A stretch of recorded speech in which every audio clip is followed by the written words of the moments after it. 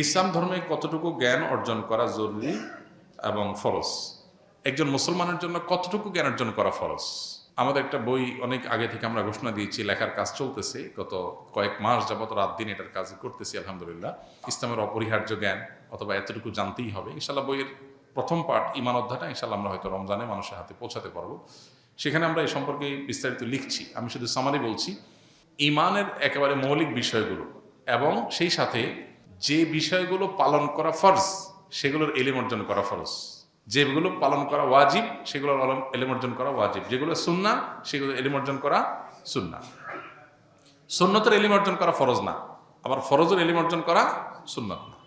এখন কিছু ফরজ আছে সবার জন্য ফরজ, ফরজে আইন, যেমন ৫ ওয়াক্ত নামাজ। তাহলে নামাজের ফরজ পরিমাণ এলিম, মানে ফরজ আদায় করার জন্য যতটুকু লাগে ততটুকু এলিম সমস্ত মুসলমানদের জন্য শেখা কি ফরজ। ঈমান রক্ষা সবার জন্য ফরজ, তাহলে ঈমান রক্ষার জন্য যা যা দরকার ঈমানের বেসিক বিষয় সেগুলো সবার জন্য জানা ফরজ। এখন নামাজের কিছু সুন্নত নফল আছে, যে মুস্তাহাব আছে, সেই কাজগুলো সবার জন্য জানা ফরজ না, ওইগুলো জানা মুস্তাহাব বা সুন্নতেরটা সুন্নাত। এ হলো কতটুকু ইলম অর্জন করা ফরজ, তার মেয়ার বা মিটার। এখন একজন ব্যবসায়ী, তিনি দোকানদারি করেন, তার জন্য দোকানে হালাল হারামের ব্যাপার আছে, তাহলে এই সংক্রান্ত ইলম অর্জন করা তার জন্য ফরজ। একজন চাকরিজীবী, তার জন্য এই ইলমটা অর্জন করা ফরজ না। এই জন্য যিনি যেই হালের মুখোমুখি, আরবিতে একটা প্রবাদ আছে, আফদালুল ইলমে ইলমুল হাল ও আফদালুল আমালে হিফজুল হাল।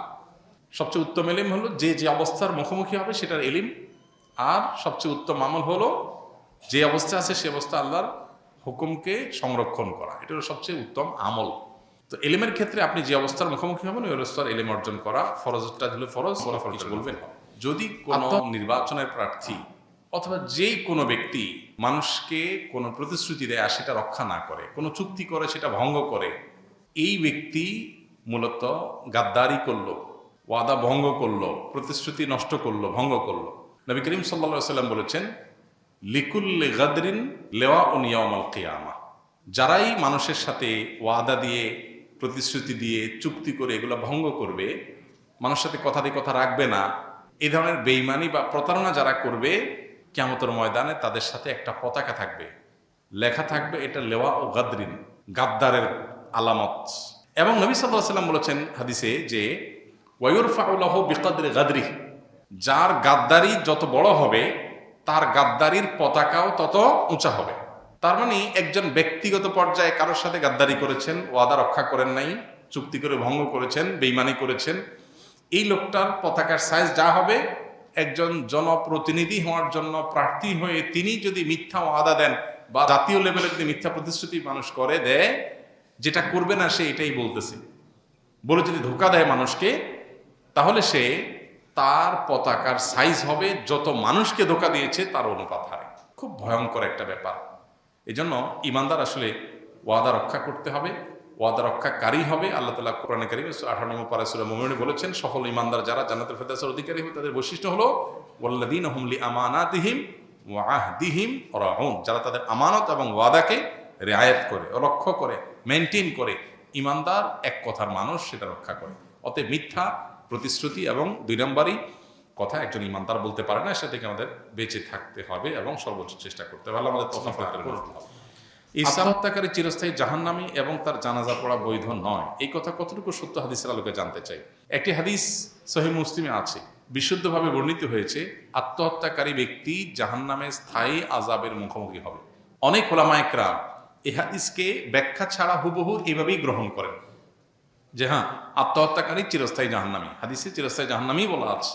আবার অনেক উলামায়ে কেরাম ব্যাখ্যা করেন যে এখানে যদি কেউ আত্মহত্যাকে বৈধ মনে করে, তাহলে সে একটা হারাম কাজকে হালাল মনে করলো, যে কারণে সে কাফের হয়ে গেল এবং সে কারণে সে চিরস্থায়ী জাহান্নামী হবে। আর যদি কারোর মধ্যে অপরাধ বোধ থাকে, সেটাকে হালাল মনে করে করছে না, বেঈমান হয়ে মারা যাচ্ছে না, ইরতিদাদ হয়ে তার মৃত্যু হচ্ছে না, তাহলে সেক্ষেত্রে তার এই মৃত্যুটা, এটার কারণে সে স্থায়ী জাহান্নামে যাবে না, বরং দীর্ঘকাল জাহান্নামে থাকবে, যেটাকে আরবিতে অনেক সময় স্থায়ী জাহান্নাম বলতে বোঝানো হয়, যেমন যাবজ্জীবন বলতে একটা লম্বা সময়কে বোঝানো হয়, এরকম।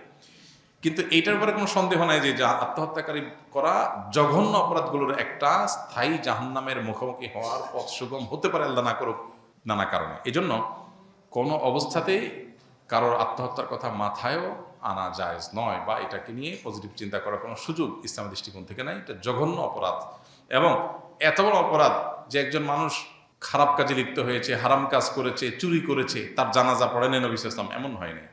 কিন্তু কেউ আত্মহত্যা করেছে, নবীজি জানাজা পড়েন নাই। তবে সে ইসলাম থেকে খারিজ যেহেতু হয়ে যায় না টোটালি, যদি সেই মান নিয়ে তার মৃত্যু হয়ে থাকে, তাহলে সে অন্য লোকরা তার জানাজা পড়বে, কিন্তু নবীজি পড়েন নাই। এবং এই মাসআলার উপরে ভিত্তি করে উলামা ইকরাম ইজতিহাদ করেছেন যে সমাজের গণ্যমান্য যারা আছেন, ইমাম সাহেবরা পড়াবেন না, মুয়াজ্জিন সাহেবরা পড়াবেন, গণ্যমান্যরা পড়বে না, অন্যরা পড়বে, যাতে করে আত্মহত্যা এটা যে জঘন্য অপরাধ সেটা সে বুঝতে পারে। আত্মহত্যা করা মানে আল্লাহর পরে নিরাশ হয়ে যাওয়া, যেটা কুফরি। এই জন্য কোনো মানুষ সেটা করতে পারেন না। মানুষ আত্মহত্যা কখন করে? যখন আশা ছেড়ে দেয়। ইমানদার আশা ছাড়তে পারে না। ইমানদার বিশ্বাস করবে নিঃশ্বাস ছাড়ার আগ মুহূর্ত পর্যন্ত আল্লাহ আমাকে সকল বিপদ থেকে ব্যাক করাতে পারেন, সেই শক্তি আল্লাহর আছে। এই বিশ্বাস থাকলে সে আত্মহত্যা করতে পারে না। এখন পশ্চিমা সভ্যতা, কালচার, সংস্কৃতি আমাদেরকে শিখিয়েছে আমার শরীর, আমার দেহ, আমার মন, আমি যা খুশি করবো। না, ইসলাম আমাকে শিখিয়েছে আমি আল্লাহর গোলাম, আমি যা খুশি তা করতে পারি না। এটা হলো পার্থক্যের জায়গা। এই জন্য ওরা আত্মহত্যা করে ঘরে ঘরে, মুসলমান করতে পারে না। মুসলমান আল্লাহর কাছে নিজেকে সঁপে দেয়। যে আত্মহত্যা করে সে মনে করে দুনিয়ার ভেজালতে বেঁচে গেছি, দুনিয়ার ভেজাল থেকে বেঁচে তো জাহান্নামে ঢুকলো, আরো বড়টাতে বিপদটাতে গেল। আর যে সবর করে, আল্লাহ তাআলা সবরের বিনিময়ে তার ভুল ত্রুটি মাফ করবেন ইনশাআল্লাহ।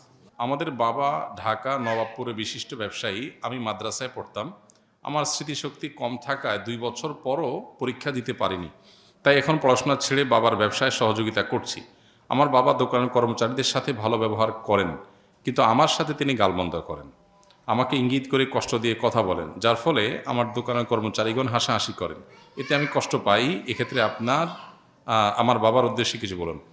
প্রথম কথা হলো যে, বাবা যদি কর্মচারীদেরকে কিছু না বলে সন্তানকে কিছু বলে, তাহলে ধরে নিতে হবে যে সন্তান আপন হওয়ার কারণে তার সংশোধনের জন্য নিজস্ব লোক হিসাবে বলে।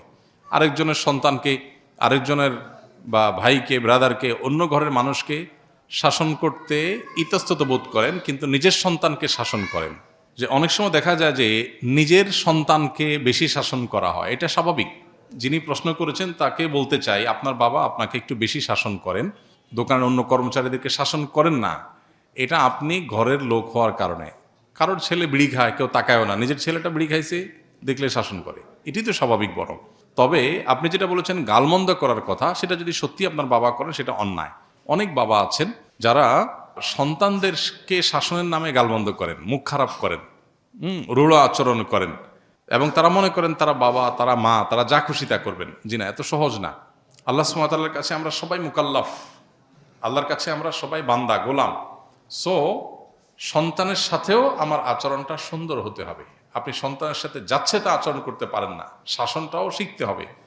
এই যে ভালো প্যারেন্টিং, ভালো অভিভাবকত্ব, এই বিষয়টার সাথে একজন মানুষের ইবাদতের সম্পর্ক সুনিবিড়। অভিভাবক হয়েছেন দেখে সন্তানকে যা খুশি বলে তা বলতে পারেন না। পাশাপাশি বাবাদের, মায়েদের এটাও খেয়াল করা দরকার যে নিজের সন্তানকে শাসন বেশি করবেন সেটা যেমন সত্য, আপনার আচরণ, ভালো আচরণ পাওয়ার হকদার অন্য লোকের চাইতে আপনার পরিবারের লোক আরও বেশি, সেটাও সত্য। অতএব এখানে ব্যালেন্স করার একটা ব্যাপার আছে, যেটা সন্তান হিসাবে বাবার এটাকে পজিটিভলি নেওয়া যতক্ষণ পর্যন্ত শরীরে ভায়োলেশন না হয়। আবার বাবা হিসাবে শাসন করার পাশাপাশি সোহাগ, স্নেহ অন্য যে কারোর চাইতে আপনার সন্তানকে আপনার বেশি করতে হবে, কারণ সবচাইতে কাছের রক্তের সম্পর্কে আত্মীয় সে। এই জন্য বাবাদেরও সেটা খেয়াল করতে হবে, যেটা অনেক সময় আমরা করি না।